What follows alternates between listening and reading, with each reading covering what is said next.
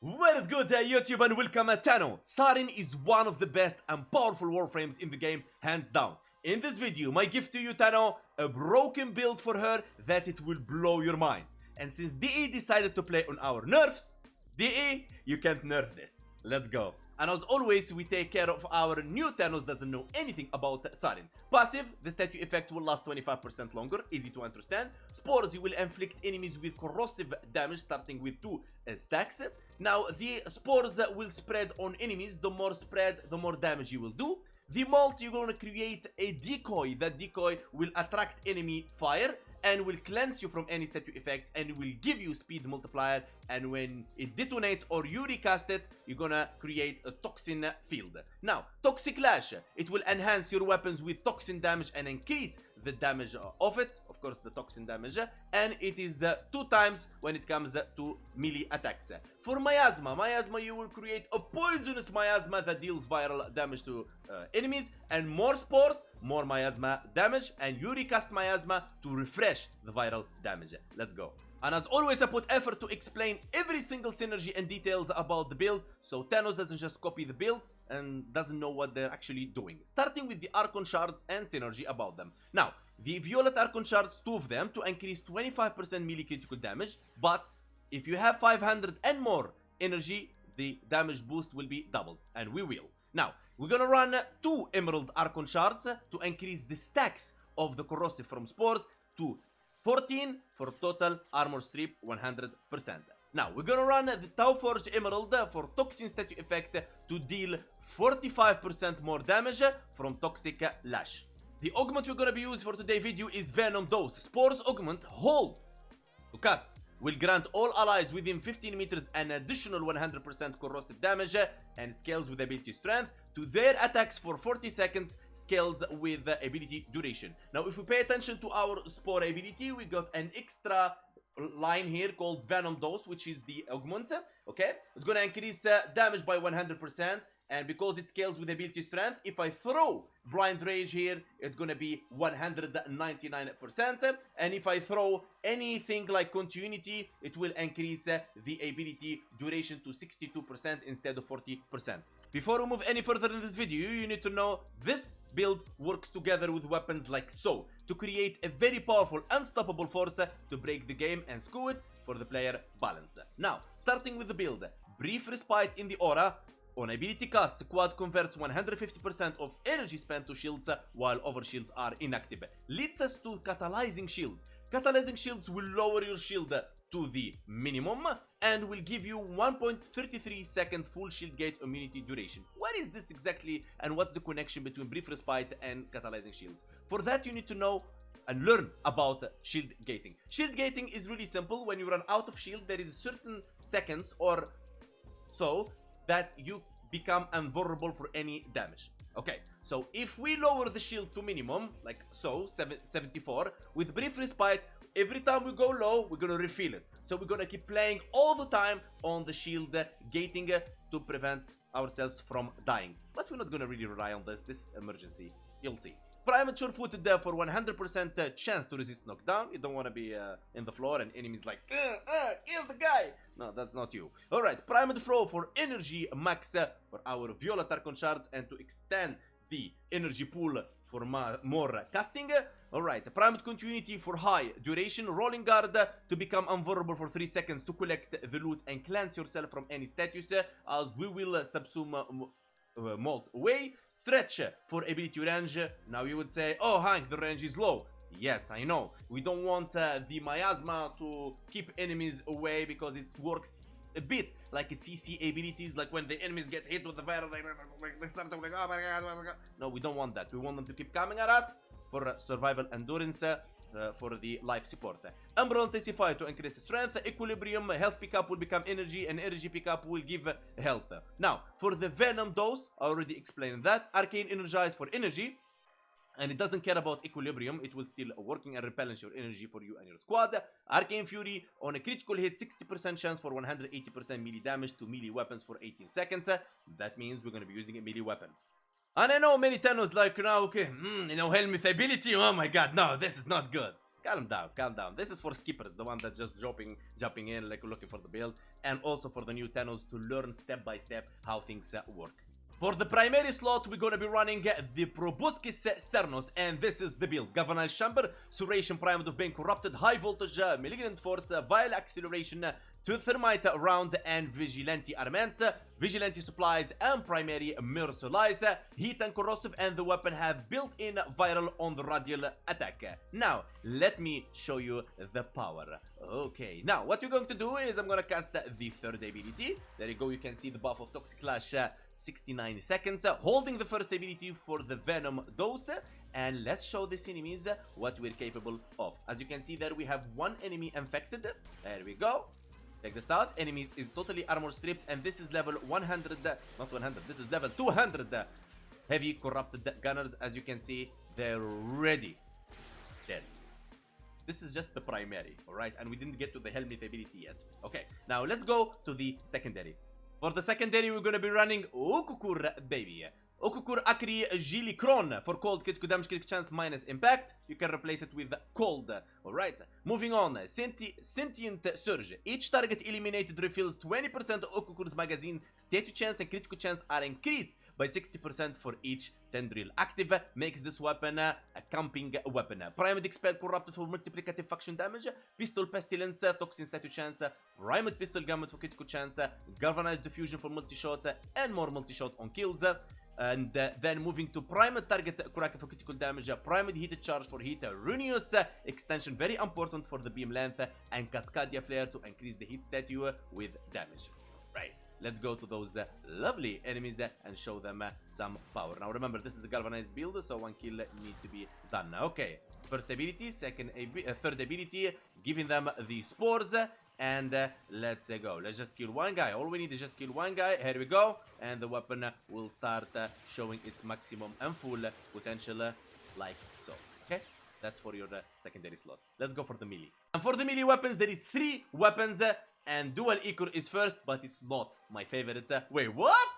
You'll see. Now, Swirling Tiger, Dreamer's Wrath, Condition Overload, Weeping Wound, Amalgam Organ, Blood Rush, Primal Fever Strike, Vicious Frost, Sacrificial Steel, Voltaic Strike, Running Viral and Electricity, and the weapon will cause Toxin when the weapon Incarnon activation. Melee Influence.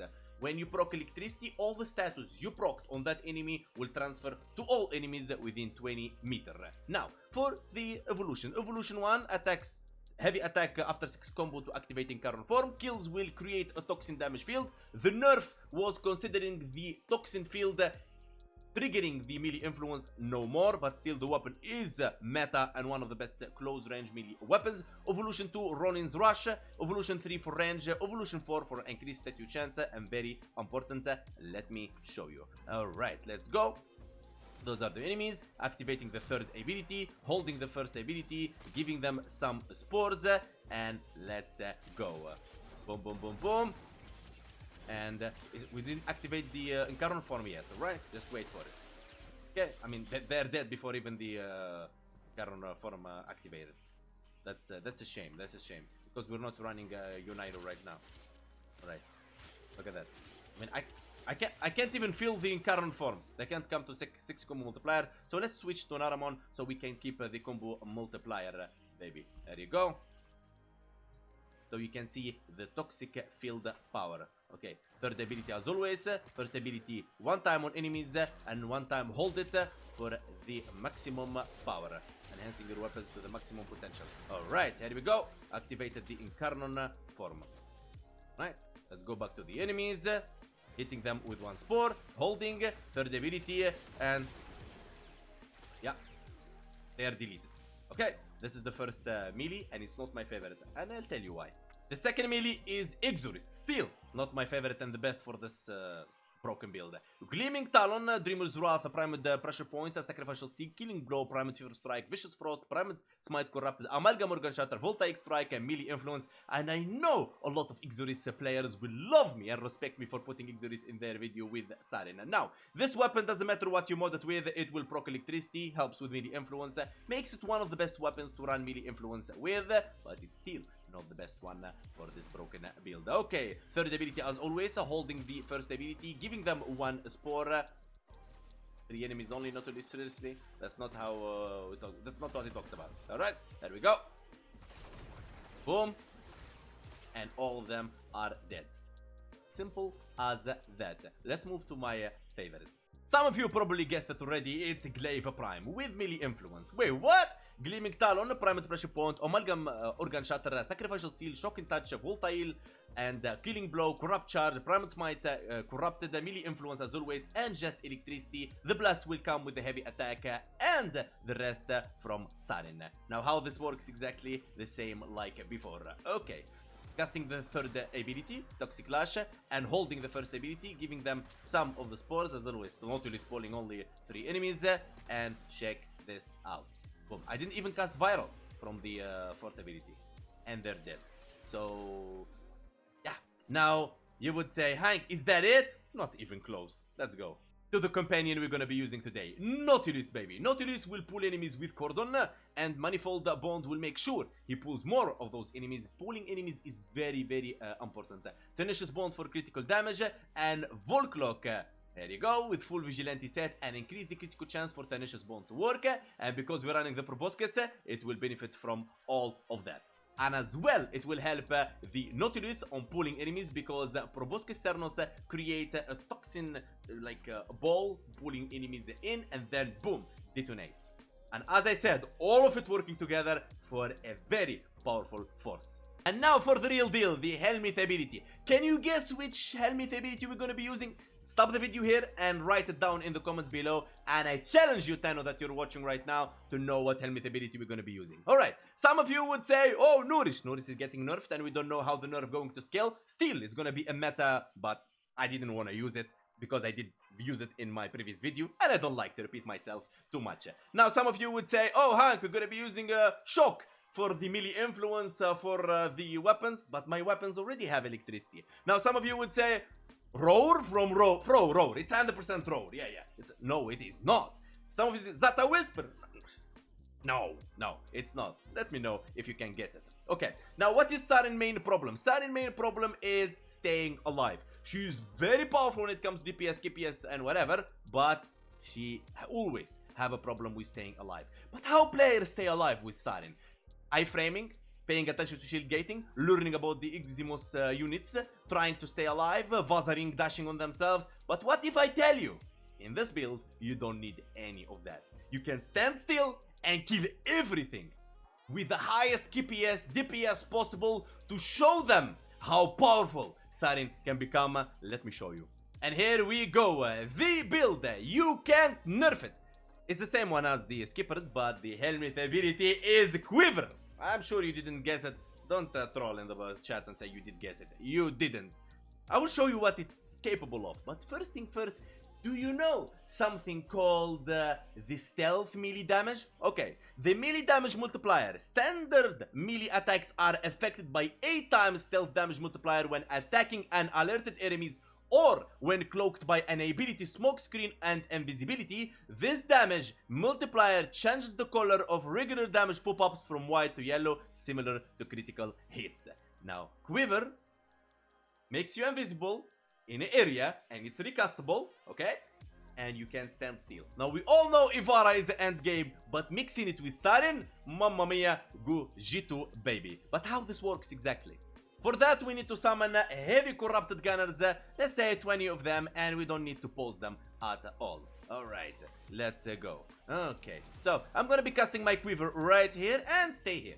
Okay, so enemies will start wandering around while I cast my third ability and boost myself and hit them with the spores. I am happy and calm, and I don't need to worry about anything as the enemies are wandering around. What the hell is going on? Simple as that. Fourth ability for my Miasmer and giving them the viral. And now I can use my Proboscis to collect those enemies in and give them the taste of Glaive, and they are deleted 100%. Let me show you in Steel Path how powerful this is. Here we are on Steel Path. Cast Quiver, and every time you see it, it's running out. As you can see, there blue 15 seconds, 14 seconds. You can recast it however you desire. First ability on enemies one time. Hold it to buff yourself. Third ability Toxic Lash.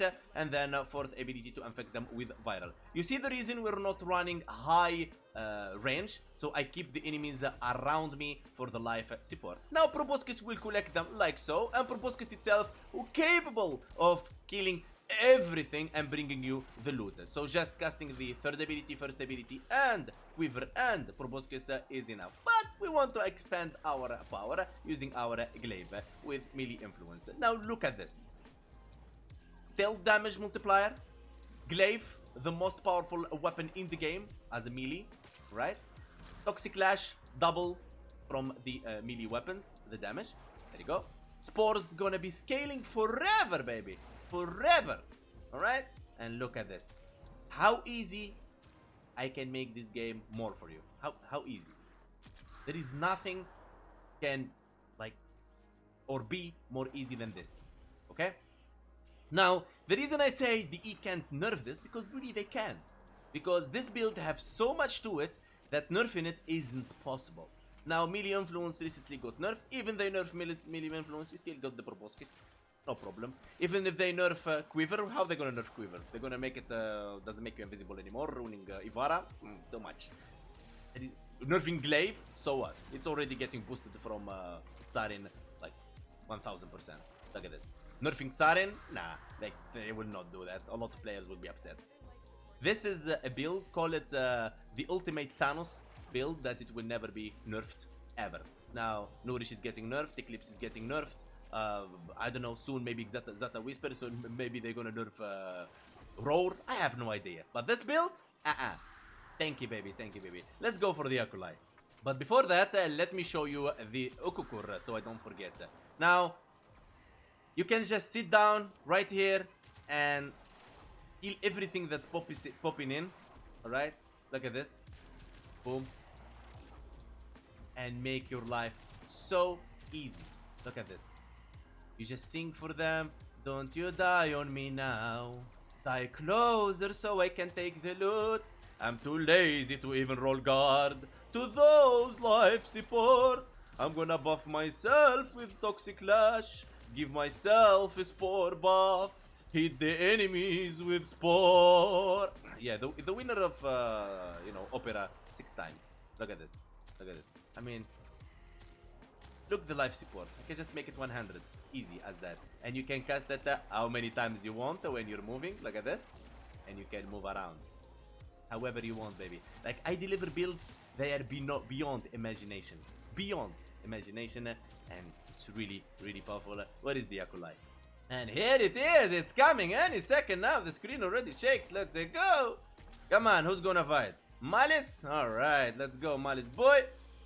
Let's go, my boy. Let's go. And here you go.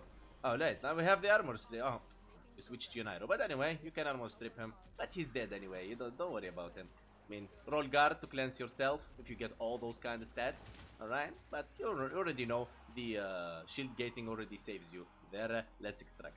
By this, I would say I delivered my gift to you. Let me know in the comments below what you think about this build. And if you're going to try it, makes Saryn very comfortable to play and very easy. I want to say, guys, thank you so much for all your support on all my videos. We have Discord, the link on the description if you want to join our community. Don't forget to like and sub if you're not sub by now to see more of this guy. Okay, thank you guys so much.